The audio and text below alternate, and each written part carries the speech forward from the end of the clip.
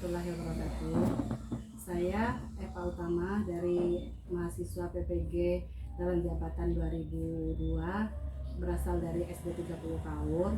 Ingin meminta bantuan dari Bapak sebagai pengawas dari sekolah kami untuk memberi penjelasan dari masalah-masalah yang saya hadapi itu dalam mengajar di SD. Itu Pak, masalah yang pertama itu masalah kurangnya motivasi siswa dalam belajar. Itu masih banyak siswa-siswa itu ngobrol dengan teman-temannya gitu Pak, keluar masuk. Nah itu bagaimana Pak menurut Bapak cara kami dalam mengajar itu mengatasinya? Jadi terutama itu Bu, setiap kita ingin mengadakan proses belajar mengajar itu, terutama ada rencana, ya kan? Iya. Ada persiapan, Iya. gitu kan? Udah itu setelah masuk ke sekolah ini kebanyakan kita guru ini begitu masuk buka halaman sekian, ambil buku buka halaman sekian, nah itu kan, nah, langsung ceplos gitu. Nah seharusnya tidak gitu cara kita, yaitu dalam proses belajar mengajar itu, terutama tertibkan dulu anak. Nah ini kadang-kadang anak-anak ngobrol kita udah ceplosan kan, langsung deh, sehingga anak-anak tadi itu tadi kena dia menganggap sama baik kan, pok guru ada, pok guru nggak ada, kayak gini lah. Nah itu kesalahan dari kita sendiri, kesalahan dari guru itu sendiri. Nah seharusnya kita masuk ke dalam kelas itu ditertibkan dulu anak itu, jangan sampai ada yang ngobrol lagi.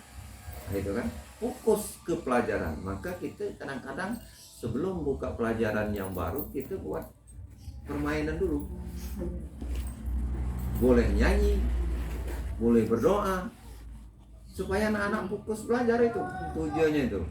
Nah ini sering saya temui, ya betul saya nggak masuk, tapi saya ngintip dari jauh, begitu terus pengawas masuk di pagar, masuk ke pas dia masuk kelas langsung beda ada lagi kan, ngajak anak-anak itu untuk belajar. Mestinya diajak dulu anak-anak itu belajar kan. Nah, itu yang pertama, anak-anak sering ngobrol itu. Nah kalau lah fokus anak belajar itu, kamu kadang-kadang ini mungkin kamu terasa sendiri, ya kan? Kalau kita di depan kelas, jangan sekali-sekali kita belakangi anak-anak. Jangan sekali-sekali belakangi anak-anak. Kita sering menulis kan, menulis di papan tulis. Kadang kita belakangin anak. Nah, bagaimana anak-anak di belakang? Itu memberi peluang anak-anak ngobrol. Nah, seharusnya kita mau menulis tuh lihat di papan. Nah, ibu tuliskan apa yang ibu sampaikan tadi. Nah, kita tulis. Kita harus ini kan. Kita nulis harus anak-anak ini bisa dimotivasi oleh seorang guru itu, supaya anak-anak tidak ngobrol lah itu. Nah ini kebanyakan itu Bu, tegak langsung nulis, anak-anak ngobrol, dia mana lagi tidak fokus, lah hilang. Anak-anak mau belajar tadi, padahal dari awalnya kita mengajak anak-anak fokus belajar. Kita adakan nyanyi, kita adakan berdoa, tujuannya itu Bu itu. Kadang-kadang kita berdoa lagi, kita makan dengan berdoa dulu kan, setidaknya baca bismillah kan. Nah itu, apalagi mau belajar dengan anak-anak kecilnya, harusnya kita bawa dulu bermain, bawa dulu berdoa, diajak anak-anak itu fokus belajar. Kita tanya, nah anak, udah siap anak-anak? Itu untuk mengatasi anak-anak sering ngobrol waktu belajar, itulah metode. Tahu Bu metode? Nah, dari metode itu banyak. Pakailah metode multi metode. Nah, bermacam-macam metode. Kalau bahasa kita linau, banyak-banyakkan cara. Nah, Bu, tahu Bu?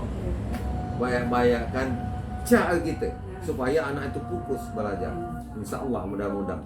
Nah, jadi kita seorang guru ini tidak bisa ini bosan dengan anak-anak itu. Kalau kita bosan dengan anak-anak, pasti tidak akan berhasil apa yang kita berikan dengan anak-anak. tujuan kita itu harus berhasil. Kalau saya dulu waktu jadi guru memang termasuk puas, tapi alhamdulillah pada waktu itu wali muridnya senang dengan saya. Sampai sekarang, wah lain Pak katanya. Kalau Bapak masih zaman guru dulu, wah anak-anak kami cerdas nih ya. Kalau sekarang aduh katanya. Nah, cuman waktu itu kami keras ngajar Bu. Keras kan ngajar Bu. Nah, jadi kalau sekarang jangan. Oh ya kan? Kalau kami dulu roll tuh patah tuh biasa aja kan? Nah, biasa aja di sini kan patah. Nah, kalau sekarang jangan. Nah, makanya multi metode guru kreatif. Nah, jadi guru kreatif itu kan itulah yang baiknya dipakai di proses belajar mengajar. Nah, itulah mengatasinya itu. Oh ya. Yang ini yang selanjutnya itu Pak masih berhubungan itu kan kalau dalam saya mengajarkan matematika itu dalam pembelajaran matematika itu di sekolah ya untuk kelas 4 itu mereka itu menganggap bahwa pelajaran matematika itu pelajaran yang susah Pak. Nah, apalagi kalau disuruh kali-kali bagi-bagi itu mereka belum bisa itu Pak. Nah, itu. Susah kata. Kalau disuruh hafalan, hafal saat kita suruh hafalan. Nah, kalau seandainya udah seminggu, apa ini kita suruh lagi, mereka itu nggak bisa lagi gitu. Itu. Bagaimana itu menghadapinya? Mengatasi itu gampang itu Bu, gampang itu. Itulah yang saya dapat itu. Sebenarnya enaklah ngajar murid sekarang daripada yang dulu. Kenapa? Mungkin ada mungkin kan kamu malah dulu. Nah, anak-anak waktu itu lugu. Kalau sekarang ini pintar-pintar, tapi bigal-bigal, ya kan? Ya kan? Tapi kalau aku pendapatnya enaklah sekarang, karena anak-anak sekarang itu udah cerdas. Tapi bagaimana kita seorang guru membawanya kecerdasan anak-anak itu? Caranya kan gampang. Anak-anak itu bukan kita targetkan hafal dalam matematik itu. Sekarang ini guru itu mentargetkan anak-anak itu hafal dan bisa. Makanya anak-anak itu kan sekarang 5 menit 1 jam dari waktu belajar ditanya lepas. Karena kita targetkan anak-anak itu hafal dan bisa. Ya bisa waktu belajar. Nah, yang dituntut anak-anak terampil. Terampil, apalagi kekalian. Penjumlahan, pengurangan, menambahkan pecahan, mengalihkan pecahan, yang dituntut terampilnya itu Bu, bukan bisanya. Kalau bisa itu bisa aja sekian bulan lah hilang, karena tidak dikerjakan lagi. Kalau terampil Bu, contoh kita nyanyi, ya kan? Kalau lah terampil berapa puluh tahun ditanya nyanyi itu masih ketahuan. Karena terampil. Nah sekarang ini kebanyakan ini guru-guru ini. Makanya saya sering curhat dengan kamu guru-guru tuh. Kamu belajar matematik dengan anak-anak itu apa yang kamu targetkan? Bisa apa? Keliru itu. Keliru nian itu. Wah mana Pak Suwardi kata itu yang itulah yang tidak didapatkan. Ya, keliru itu. 2 bulan 3 bulan kamu tanya anak itu ke kalian tadi hafal kan? Nah 2 bulan yang sudah kamu tanya lagi bisa enggak? Bisa Pak. Nah maka keliru buat itu. Jadi mana Pak Sardi? Harus kamu tuntut terampil. Terampil. Nah bagaimana memastikan terampil itu? Kamu buat jangan banyak-banyak. Bisa ke kalian 2 sampai ke kalian 3. Karena itu mudah diingat kan? Nah, itu. Nah, setelah dia inilah tahu, lah hafal setiap pulang sekolah. Jangan keluar begitu habis doa tutup pelajaran kan mau balik. Nah, kamu uji anak-anak itu. Sekian. Oh. Kalau dipikir berarti belum terampil, alihkan ke lain. Nah, akhirnya anak-anak itu nanti terampil. Kalau setiap kita pulang kita buat kayak gitu, anak itu jadinya terampil di rumah. Jadi sekian kembali kan. Nah itu kan, nah itu mengatasinya itu pasti anak itu terampil.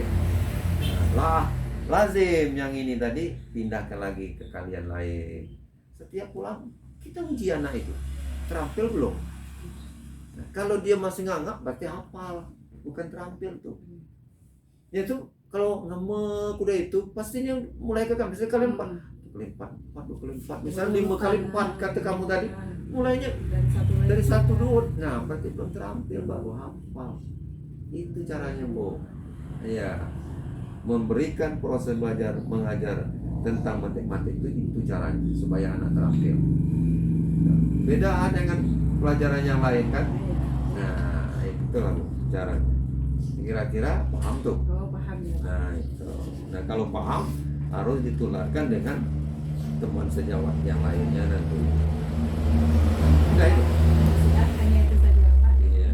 Sangat bermanfaat untuk saya. Iya. Terima kasih banyak Bapak. Iya. Oke.